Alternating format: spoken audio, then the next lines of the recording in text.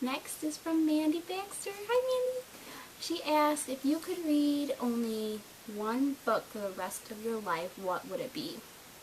Okay, it's a book I haven't read yet. Jane Austen. Look at how huge that is. Oh my gosh, I'm pretty sure I could start this today and still not be done with it by the end of my lifetime. Do you see how big this thing is? It weighs like as much as me. But it's gonna be difficult to read. I've heard that it's from like the late time period. I don't even know when. So my brain can't comprehend old-fashioned talk. So it would take me a while to read it, I'm pretty sure. But her story, Pride and Prejudice, such a good movie. I love it. So I would love to read the book. Next is from Just a YA Girl, and she asked, what's the longest you went without reading a book before you broke down? Okay, well, lately it's only a couple hours because I am so behind on my reading. Oh, it's giving me a headache just thinking about it now. I can go to work, and by the time I get home, I'm like instantly in my room or on the couch reading a book.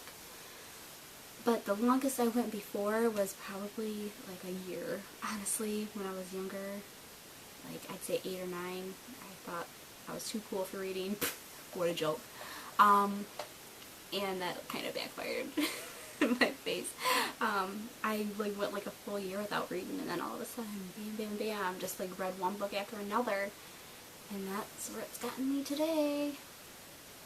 Next is from Katie, my best friend. She asks, what kinds of books do you prefer to review? Ones I love. I hate doing negative reviews, but to be more specific, it would have to be contemporary YA fiction. Love it.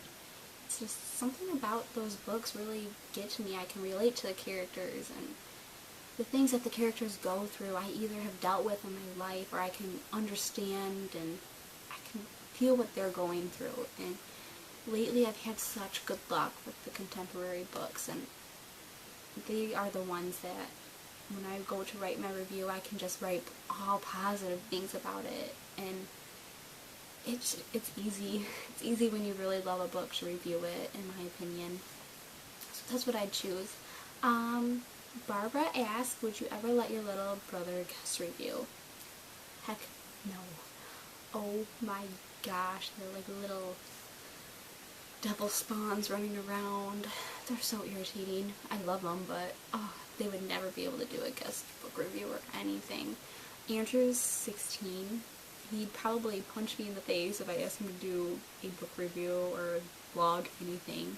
He's just, 16-year-old boy thinking he's too cool for school. So, yeah, him, definitely no. Zach's 7. The biggest twerp you've ever met in your life. He runs around calling people dingleberries for fun. So him on my blog would be embarrassing. And then there's Zeke. Like, his biggest goal in life right now is to get to the toilet on time before he has to go potty in his big boy pants. So, little 3-year-old doing something on the blog? Definitely not. I do have my 2 younger sisters though, Abby and Carrie. They like reading. I can convince them to read a few of my favorite books every now and then. So they'd probably like it if I had them do a guest review or blog post. I should ask them. Next, Mary and then Katie also asked, Mary and Mandy asked, what got me into blogging? Well, in high school, my young adult lit teacher, Mrs. Anderson, had a blog, and she would post reviews and everything and have us comment on it for grades and start a discussion.